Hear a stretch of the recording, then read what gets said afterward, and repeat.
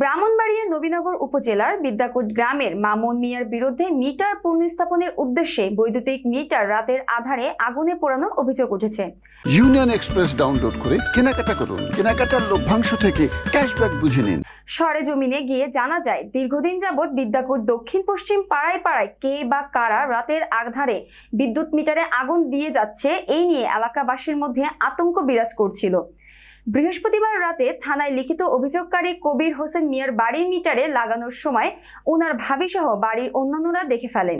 তিনি হলেন বিল্ডিং এর ঠিকাদারি কাজ না পাওয়ার প্রতিবেশী মামুন। এই মামুন মিয়ার বিরুদ্ধে অভিযোগ হলো, উনি পাড়ার অনেকের মিটার পুড়িয়েছে, পরবর্তীতে আবার ওনার মাধ্যমে মিটার আনাও হয়েছে। ভুক্তভোগী প্রবাসী বাদল মিয়ার স্ত্রী ও সুমন মিয়ার স্ত্রী তৌহিদা, প্রবাসী আনোয়ার হোসেনের স্ত্রী রোজিনা বেগম, প্রত্যক্ষদর্শী সাইফুল ইসলামের অভিযোগকারী কবিরের ভাই কামাল মিয়া জানান, এই বিষয়ে বিদ্যাকুট ইউনিয়ন পরিষদের ৩ নং ওয়ার্ডের সদস্য আবুল কাশেম জানান।